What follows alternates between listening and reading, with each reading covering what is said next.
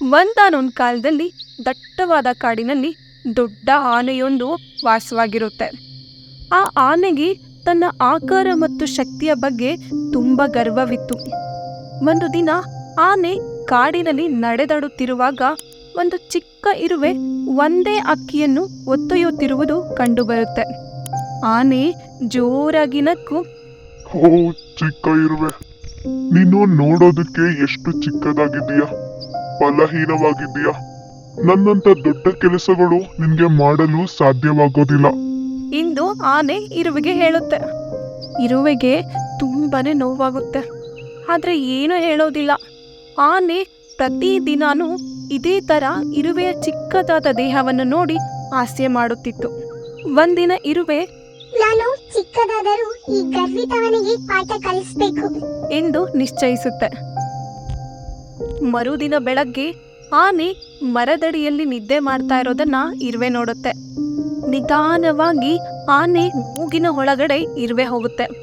ಒಳಗೆ ಹೋದ ಮೇಲೆ ಇರುವೆ ಆನೆಯ ಮೂಗಿನ ಒಳ ಚರ್ಮವನ್ನು ಕಡಿಯುತ್ತೆ. ಆನೆ ಭಯಭೀತನಾಗಿ ಜೋರಾಗಿ ಕೂಗುತ್ತಾ ತನ್ನ ತಲೆಯನ್ನು ಅಲ್ಲಾಡಿಸುತ್ತೆ. ಆದರೆ ಎಷ್ಟು ಪ್ರಯತ್ನಿಸಿದ್ರೂ ಆನೆ ಇರುವೆಯನ್ನು ಹೊರಹಾಕಲು ಸಾಧ್ಯ ಆಗೋದಿಲ್ಲ. ಆ ನೋವು ತುಂಬ ತೀವ್ರವಾಗುತ್ತೆ. ಆನೆ ಅಳೋದಿಕ್ಕೆ ಶುರು ಮಾಡುತ್ತೆ. ಚಿಕ್ಕ ಇರುವೆ, ದಯವಿಟ್ಟು ಕಡಿಬೇಡ, ತುಂಬಾ ನೋವಾಗುತ್ತಿದೆ. ನಿನ್ನನ್ನು ಹಾಸ್ಯ ಮಾಡಿದ್ದಕ್ಕೆ ಕ್ಷಮಿಸು ಎಂದು ವಿನಮ್ರತೆಯಿಂದ ಬೇಡ್ಕೊಳ್ಳುತ್ತೆ. ಇರುವೆ ಕಡಿಯೋದನ್ನ ನಿಲ್ಲಿಸುತ್ತೆ. ಈಗ ನಿಮ್ಗೆ ಅರ್ಥವಾಯ್ತಾ? ನಿನ್ನ ಆಕಾರ ಮತ್ತು ಶಕ್ತಿಗಳ ಎಲ್ಲ ಅಲ್ಲ, ಚಿಕ್ಕ ಪ್ರಾಣಿಗಳು ದೊಡ್ಡ ಪರಿಣಾಮವನ್ನು ಉಂಟು ಮಾಡಬಹುದು ಎಂದು ಇರುವೆ ಹೇಳುತ್ತೆ. ಪಶ್ಚಾತ್ತಾಪದಿಂದ ತುಂಬಿದ್ದ ಆನೆ, ನೀನು ಹೇಳಿದ್ದು ಸರಿ ಚಿಕ್ಕ ಇರುವೆ. ಗಾತ್ರವು ಒಬ್ಬನನ್ನು ಶಕ್ತಿಶಾಲಿಯಾಗಿಸುವುದು ಎಂದು ನಾನು ಭಾವಿಸಿದ್ದು ತಪ್ಪಾಗಿದೆ. ನಾನು ಇನ್ನು ಮುಂದೆ ಯಾರನ್ನು ಕಡಿಮೆ ಅಂದಾಜು ಮಾಡೋದಿಲ್ಲ. ನಾನು ಮತ್ತೆ ಯಾರನ್ನು ತೀರ ಆಕಾರವನ್ನು ನೋಡಿ ಹಾಸ್ಯ ಮಾಡೋದಿಲ್ಲ. ದಯವಿಟ್ಟು ಕ್ಷಮಿಸು ಎಂದು ಆನೆ ಹೇಳುತ್ತೆ.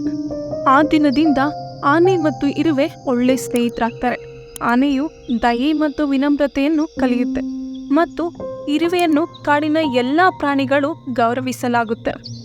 ಕತೆ ನೀತಿ ಇಷ್ಟೇ ಮಕ್ಕಳೇ. ಗರ್ವದ ನಂತರ ಅಪಯಶಸ್ಸು ಬರುತ್ತೆ. ಯಾರನ್ನು ಅವರ ಆಕಾರ ಮತ್ತು ಬಣ್ಣವನ್ನು ನೋಡಿ ತೀರ್ಮಾನಿಸಬಾರದು. ಇಂತಹ ಮತ್ತಷ್ಟು ವಿಡಿಯೋಗಳಿಗಾಗಿ ಲೈಕ್, ಶೇರ್, ಸಬ್ಸ್ಕ್ರೈಬ್ ಮಾಡಿ.